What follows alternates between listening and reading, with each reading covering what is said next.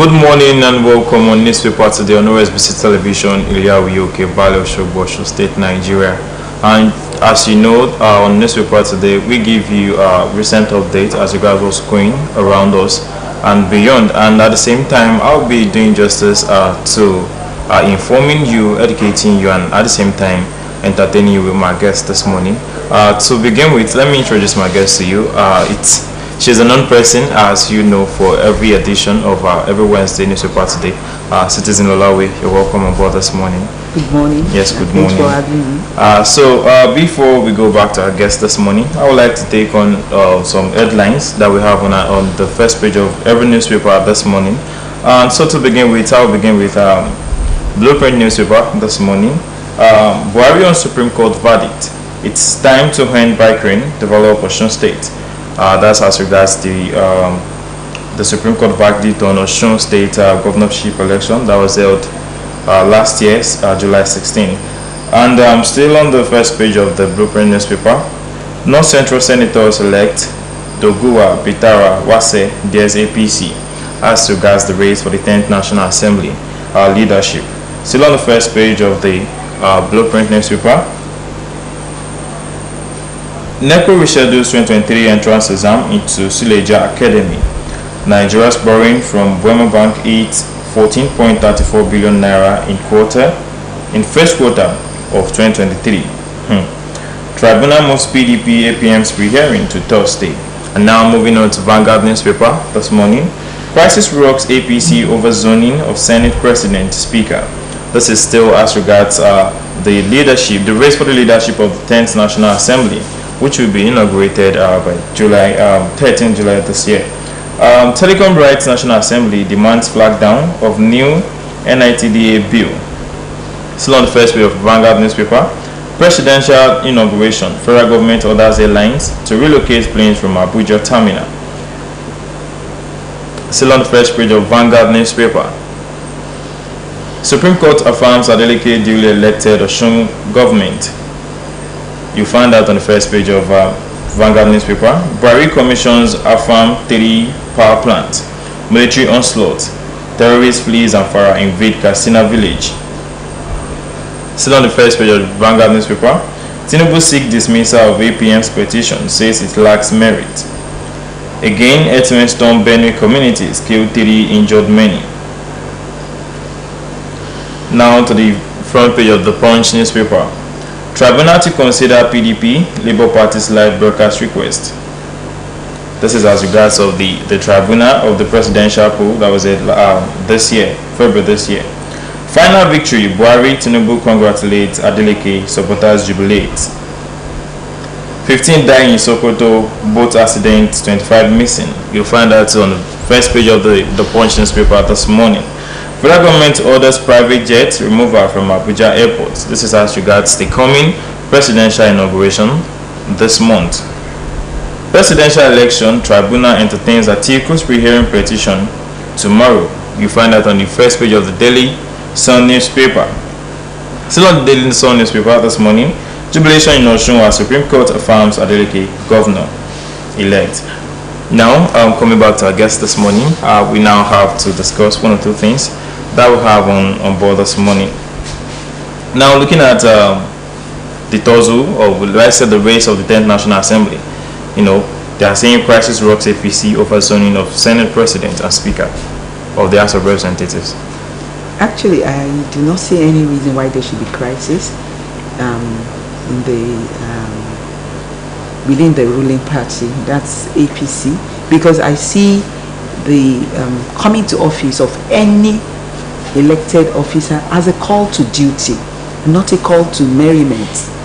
So, and then it should not be a do or die affair. It should be about ability to serve the people, to give the best to the people. So that shouldn't cause any form of rancor. But the unfortunate thing is what we see in Nigeria, that once you are elected into an office, is an opportunity for you to serve yourself, your family, your community, your state, and your region. Shouldn't be. It's an aberration. That should be discouraged. Thank you so much. Continued with. Thank you so much, Ma. Now we have this from the Punch newspaper. Over $200 billion national assets lost to terrorism. That's a statement credited to federal government. Can you please come again? Over 200 billion naira national assets lost to terrorism. The statement has been credited to the federal government. It is unfortunate that we're talking about the financial implication of the activities of terrorists. We're not talking about lives that has been lost. I think we should be concerned about lives. When we checkmate the activities of terrorists, stopping them from taking lives, then we will be able to save our national assets. I think the country should do everything to put an end to the activities of terrorists. It seems as if the value of a Nigerian's life is worthless from the way terrorists are ravaging the entire country. No part of the country is safe from the activities of terrorists. If IPOB has been described as a terrorist group, they are operating in the east, in the southeast, yes. And then we have kidnappers. We have, I don't know why some people are described as bandits and others as terrorists, because they all take lives and they operate in a similar way. Thank you so much. We have seen what has happened and what is still going on in the northeast, in the northwest. I think we should take the issue of security very, very seriously, and I hope the incoming administration will focus on it, address the root cause of insecurity in the country. Thank you so much. And now to the front page of Blueprint newspaper. Buhari on Supreme Court verdict on Osun governorship election. Verdict, it's time to end bickering, develop Osun State. I agree with him. Because politics should not be, we should stop engaging in politics of bitterness. It should be politics of development. Once somebody has won an election, every party should come together to ensure that they move the state, the country forward, and not keep being an obstacle or a clog in the wheel of progress of the states and the country. I think it is time for all parties to come together to work for the good of all citizens of Osun State. Thank you so much. Now this is as regards the coming presidential inauguration. The federal government orders private jets removal from Abuja airports. Yeah, because a lot of airplanes are being expected. World leaders are going to come in, and so the airport has to be made available for those safe landing. Yes. All right. Thank you so much. Now, Tribunal entertains Atiku's rehearing petition tomorrow. Yes, it's a good one. I wish him all the best. Okay, Nigeria's electricity market could be among world best. Nigeria's electricity market could be among the world best. And we look forward to seeing that, because presently we're paying for darkness.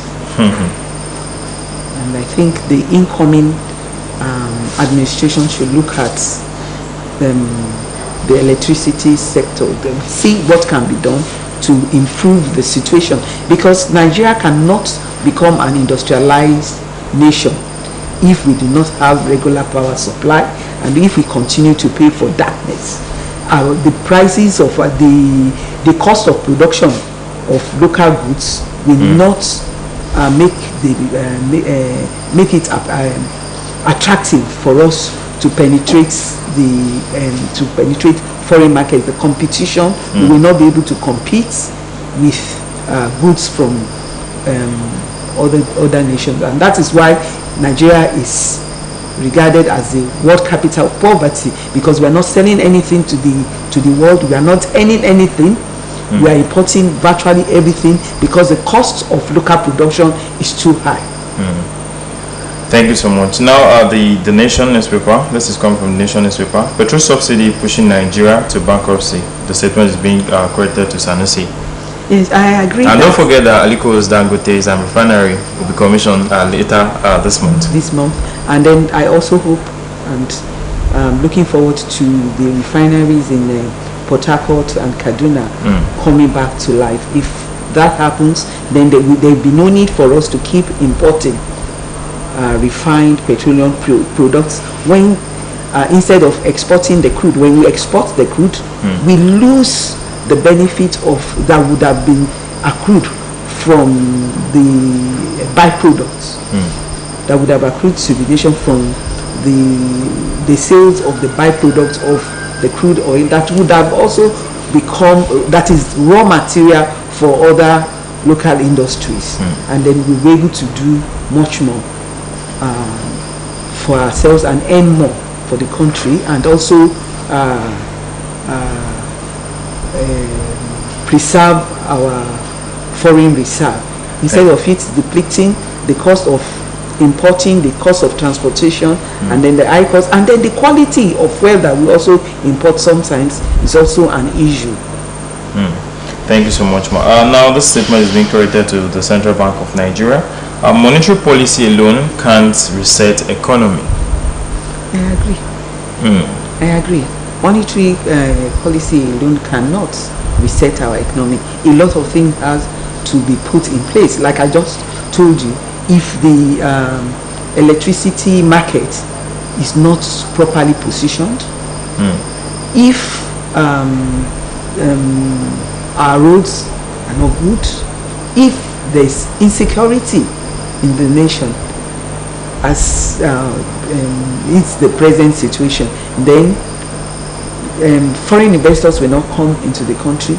Even Nigerians. Recently, there was a businessman that was killed in the east after the kidnappers had collected ransom from his family. They still went ahead to kill him. The country has been denied of his contribution to nation building and to the development of our economy. That is just one person. So many businesses have been destroyed as a result of activities of these criminal elements in the society, and then corruption itself has to be tackled seriously. Yes. All right, thanks so much. Now at the first page of the Nigerian Tribune, Transcorp 240 megawatts Afan power plant inaugurated. What do you think this will become for us now? No, that's a good one. That's a good one, and I'm also happy that state governments can also generate electricity. We saw what happened when the president-elect was the governor of Lagos State. But what was the electricity that was being generated had to be generated into the national grid. But now that when they generate the electricity, they can use it locally in their states. I think that will also assist in boosting local production of goods and services. Thank you so much. Now the speakership raised still on the first page of Nigerian Tribune. Wase Doguwa Bitara pushed for consensus candidate for the 10th National Assembly leadership. Yeah, I think we are about to see what happened during I think it was the 8th Assembly. When former Senate President Bukola Saraki and others played their way into the hearts of the opposition to win the seats. So I think the ruling party should do more, should engage critical stakeholders to win their support, to ensure that it is a wish of the party that comes to play. But I think emphasis should be on capacity, capability, and the credibility, the character of the person. Is the person a patriotic Nigerian? Does the person have the ability? And then in the National Assembly, consideration is also usually given to seniority. I hope all that will be taken into consideration when our elected National Assembly members take the decision on who to vote for. All right, thank you so much. Now the Guardian newspaper. Non-oil exporters receive 144 billion naira rebates in 14 months. Yes, I think that's a good one. It's to encourage them and to encourage others to go into exports. But the critical issue in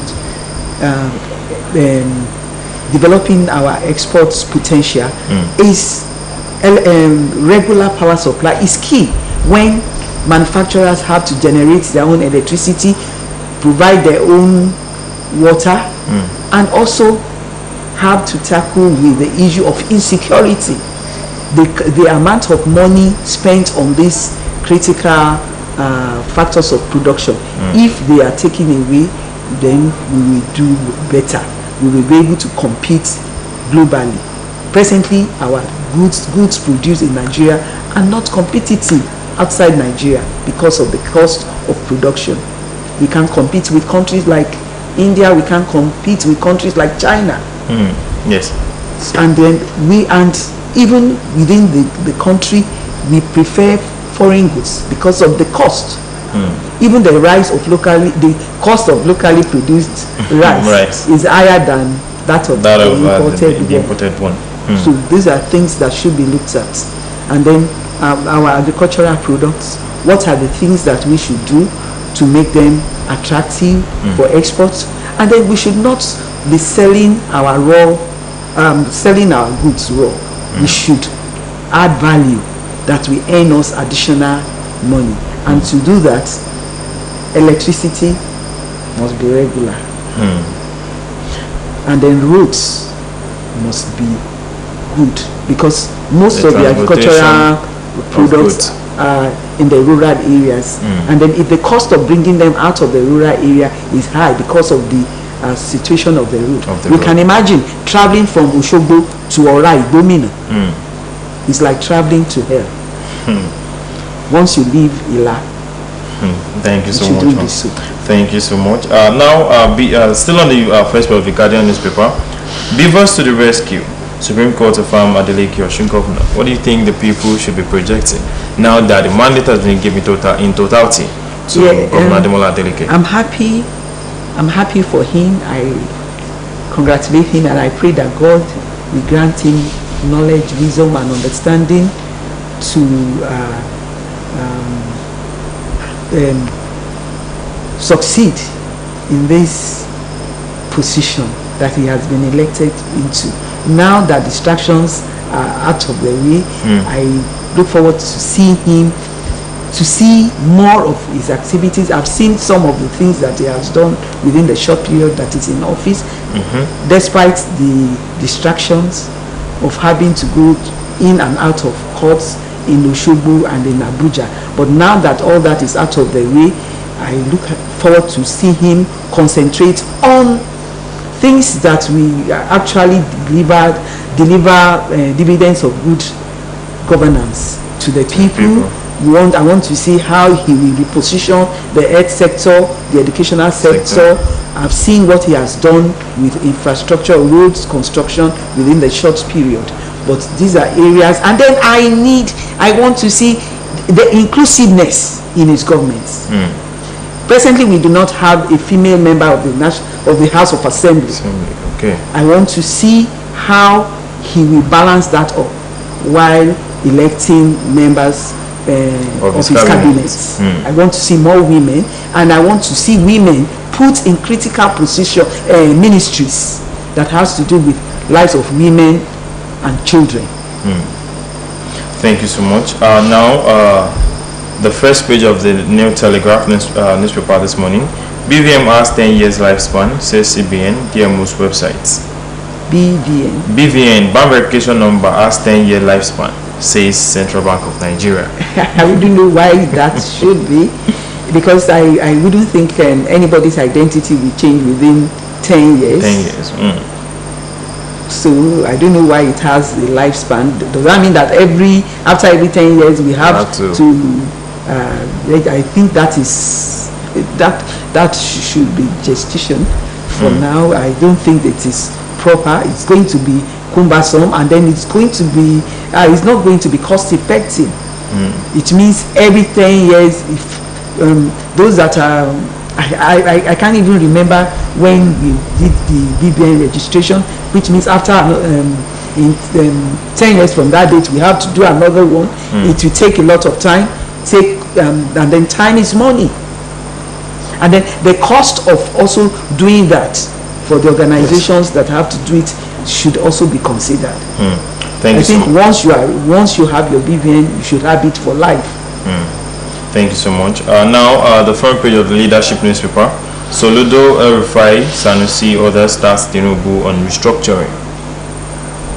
Yeah, I think we need to do a lot in that area, so that at least in a way, maybe that will help in uniting the country. Because I know that some parts of the country has been agitating for restructuring, and then I think restructuring will also help us to do better in repositioning the economy, like the amount of money, the budgets that the states usually have from the national budget should go up, because the state has more to do. You can see, I don't think there's any state in Nigeria that does not even spend money on security, which is on the exclusive list. And then we have also seen states constructing roads that belong to the federal government. So if they have more money, they will be able to do things that are of peculiar need, interest to their states, and then the federal will be able to concentrate on the issues that are on the exclusive list and do it better than it is presently being done. Thank you so much. Now, still on the first page of leadership newspaper, 16 killed in Akwa Ibom court clash. That's a statement credited to the Nigerian police. It is quite unfortunate. Like I said earlier, the issue of insecurity calls for quick action from the incoming government, and not the government alone. Our religious leaders, this is where they should concentrate.